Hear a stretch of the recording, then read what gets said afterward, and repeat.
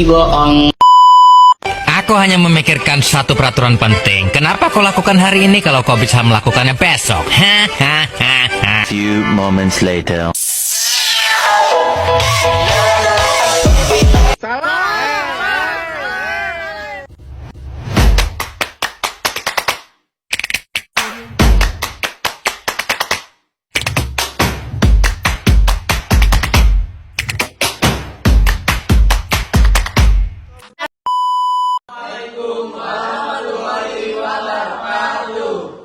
Halo semuanya, perkenalkan kami dari kelompok 4. Kami bertemakan pertanyaan. Di sini kami memiliki teman-teman kelompok. Yang pertama ada saya sendiri, Salsabila Syakib. Saya Vina Najib Ramadhani. Saya Nadila. Saya Arfiansyah. Saya Mirwajul Santoso. Saya Syahrul Mardani. Nah, kita akan mewawancarai ibu PKK RW 2. Teman-teman pada ikutin ya. Halo semuanya, jadi di sini kita sudah bersama narasumber kita, yaitu Ibu dengan saya sendiri kalau saya Syakib. Saya pengen tanya aja, karena sistem hidroponik ini kan cukup menarik ya, apalagi ini sistem yang saya lihat itu masih kurang dikembangkan gitu. Jadi apa sih alasan Ibu dan tim untuk membuat atau membudidayakan tanaman hidroponik ini sendiri? Ya, salah satunya kan Jakarta dengan keterbatasan lahan, ya. Jadi pilihannya ya salah satunya adalah sistem hidroponik. Jadi dengan tidak butuh ruang yang banyak, tapi hasilnya maksimal. Itu salah satunya. Oke Ibu, berarti kalau seperti itu apakah dari Ibu dan tim memiliki keahlian khusus atau pengalaman mengenai sistem hidroponik ini? Pertama kami itu tahun 2017 awal itu memang di setiap kecamatan ada penyuluh. Nah, penyuluh di kecamatan kami itu kami salah satu binaannya diajarkanlah sistem hidroponik. Awalnya itu dengan bukan sayuran ya, tapi tanaman hias. Sistemnya supaya mudah untuk perawatannya, gitu loh. Tidak harus setiap hari disiram. Kalau hidroponik dengan sistem pakai sirkulasi, jadi cukup hanya melihat tandon airnya saja. Gitu loh. Dengan kesibukan kita ya orang di Jakarta yang bekerja, itu jadi sistem hidroponik lah yang kita ambil untuk minimal waktu dan perawatan. Baik Ibu, lanjut ke pertanyaan selanjutnya akan dibahas lagi. Oke, saya kan tadi sudah dengar sendiri pertanyaan dan jawaban dari Salsa dan jawaban dari Ibu ya. Jadi kita lanjut aja pertanyaan selanjutnya ya Ibu. Bagaimana cara Ibu dan tim untuk menentukan media tanam yang cocok dengan jenis tanaman yang dibudayakan? Kalau untuk hidroponik itu sisinya dengan sama, tapi hanya pemberian nutrisinya saja yang berbeda antara sayur satu dengan yang lain. Karena kebutuhan tiap tanaman itu beda-beda ya, dengan ukurannya adalah ppm. Oke, terima kasih. Kita lanjut lagi ya ke pertanyaan selanjutnya. Bagaimana cara Ibu dan tim untuk merawat tanaman tersebut? Karena kita udah skala produksi, jadi kita masing-masing punya tugas gitu ya. Ada Pak Arif ini dia sebagai yang tugasnya hanya menyemai gitu ya. Terus tadi ada Bu Hatimi yang menyediakan media untuk penyemaian. Nah, kalau saya sendiri tugasnya adalah merawat tanaman yang sudah dimasukkan ke instalasi. Pak Arif juga tugasnya hanya menyemai dan menanam. Kalau panen kita sama-sama panen dan menyiapkannya. Oke Ibu, terima kasih. Jadi saya akan melanjutkan dari pertanyaan dari teman saya. Di sini saya akan menanyakan berapa lama waktu untuk tanaman dibudidayakan. Masing-masing jenis sayuran yang kita tanam. Kebetulan di sini adalah yang kita tanam itu bayam merah dan bayam hijau. Jadi bayam merah itu lebih lama 28 hari dari mulai semai. Kemudian kalau bayam hijau 25 hari dari mulai semai sampai ke siap panen. Jadi di sini Ibu sama tim itu memasarkan panenan tersebut itu gimana? Kalau pemasarannya kami sudah ada perusahaan yang siap ambil. Jadi kami panen seminggu itu 3 kali. Setiap hari Selasa, Kamis dan Sabtu. Nah tentunya kita atur pola tanamnya agar supaya setiap hari itu kita bisa tanam. Terima kasih Ibu. Sama-sama. Oke, jadi saya akan melanjutkan pertanyaannya. Nah, jadi bagaimana menurut Ibu, apakah sistem ini agak berkelanjutan di RT ini atau di RT lain? Kalau di kami selalu berkelanjutan. Jadi dari tahun 2017 sampai sekarang sampai saat ini gitu ya. Nah kalau di wilayah lain juga ada tapi untuk berkelanjutannya tidak semaksimal kami. Ada di RT lain juga ada, kemudian di kelompok tani lain di sekitar Pulang Serang Selatan. Oke, selanjutnya, apakah ada kondisi iklim yang cocok untuk menanam tanaman hidroponik seperti ini? Misalnya kayak contoh cuaca lagi panas atau cuaca lagi hujan, seperti itu, Bu. Tentunya cuaca itu akan mempengaruhi pertumbuhan dari hidroponik, sama dengan konvensional juga sama. Jadi kalau panasnya lagi musim hujan, tentu pertumbuhannya agak terhambat gitu ya. Tapi kalau nanti panas lagi, dia akan tumbuh. Karena kan untuk fotosintesis perlu matahari, gitu sih. Terima kasih, Bu. Sama-sama. Ini saya ingin menunjukkan apa keunggulan dari kita menanam hidroponik dibanding menanam ini. Yang pertama itu adalah efisien dalam waktu kita perawatannya, ya. Kedua, lebih cepat pertumbuhannya dibanding kita nanam konvensional.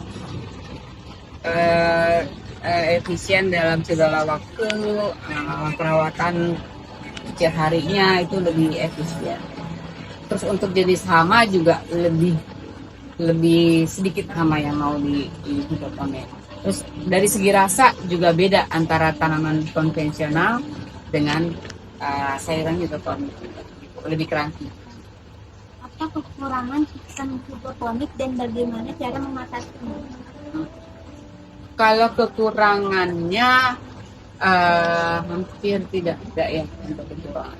Justru banyak kelebihannya. Tapi tetap ada kendala untuk kita tanam hidroponik. Itu kalau kita strategi biasanya ada hama. Nah, hama tapi masih kita bisa kendalikan dengan pestisida yang alami, ya tentunya tidak pakai kimia lagi. Saya ingin menanyakan tentang bagaimana cara Ibu dan tim memanfaatkan peluang pasar dari sistem hidroponik ini. Kalau peluang pasar sangat banyak ya, karena memang kebutuhan sayur akan di Jakarta banyak kebutuhannya. Kebanyakan itu juga ambil dari daerah. Kenapa enggak kebutuhan sayur di Jakarta dipenuhi oleh petani dari Jakarta? Tentunya distribusinya lebih murah ya, distribusinya. Dan saya ingin menanyakan lagi, apa ancaman yang dihadapi dari sistem hidroponik? Kalau ancamannya adalah mungkin tidak ada. Setahu saya dari mulai saya mengenal sistem hidroponik, ancamannya adalah tidak ada. Hanya keterbatasan lahan. Tapi masih bisa kita atasi. Contohnya kalau di rooftop kita bisa manfaatkan, gitu ya. Rooftop kantor atau sekolah kita bisa menjadikan lahan.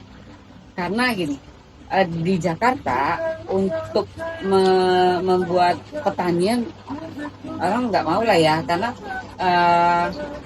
nilai tambahnya lebih mending dia dibikin ruko gitu kan. Nah, itu lebih.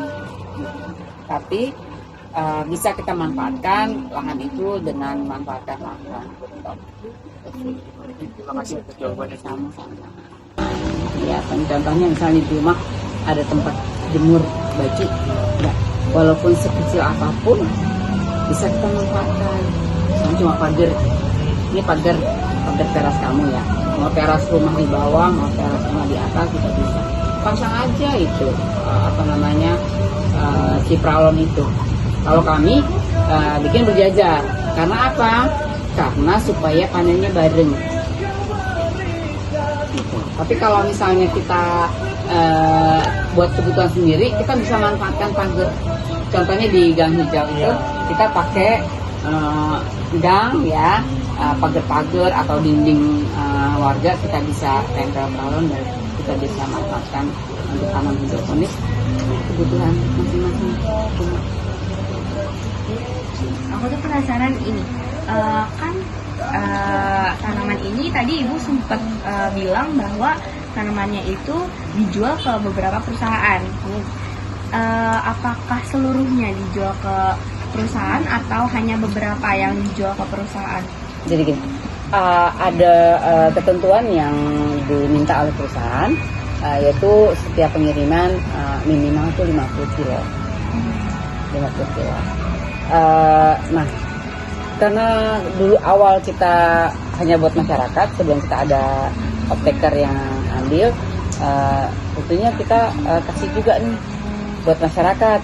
Kayak ada pakcoy, kangkung kita tanam sedikit-sedikit gitu.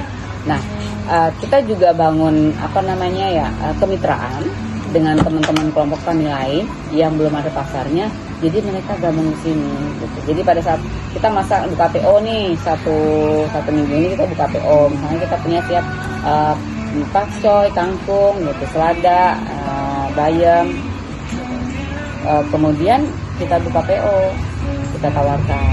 Jadi terbantu lah, jadi kemitraan, kita bikin kemitraan antara kelompok tani itu sih.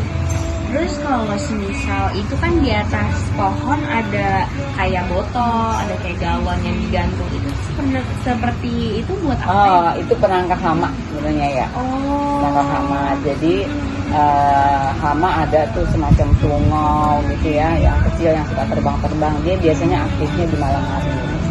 Jadi kita pasanglah lampu dan dikasih warna kuning untuk menarik perhatian. Nanti dia terperangkap di situ. Itu ada lemnya namanya yellow tag. Oh, oke. Terima kasih banyak Ibu. Ya, sama-sama. Sekali lagi terima kasih banyak atas seluruh jawabannya. Oke, sama-sama.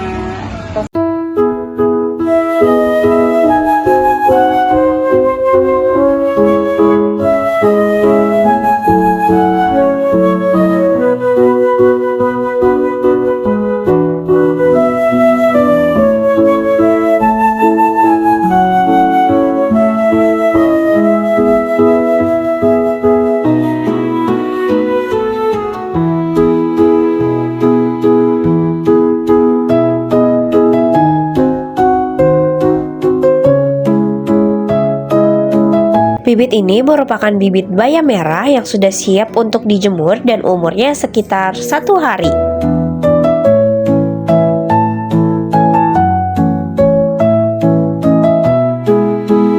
Setelah bibit dijemur, bibit akan tumbuh seperti ini dan bibit sudah siap untuk ditanam. Ini adalah contoh bibit yang sudah ditanam di dalam peralon.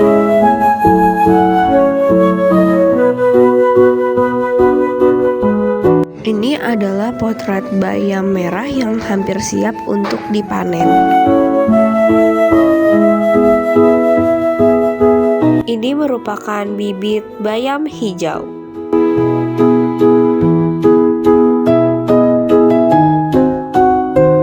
Setelah diberikan sinar matahari untuk berfotosintesis, bibit akan tumbuh daun-daunnya.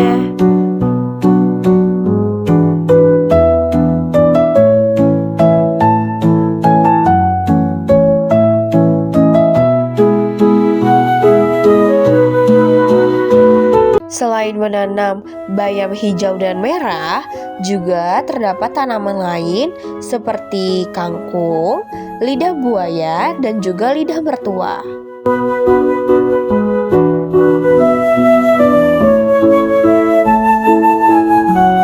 Nah, kan teman-teman semua udah pada lihat kan perjalanan kita tadi.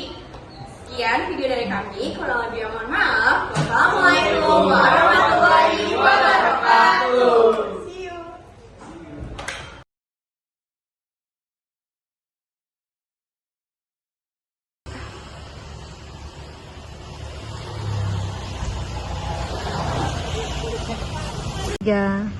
Kok video? Itu ada tulisan foto Mana say? Bukan HP-nya.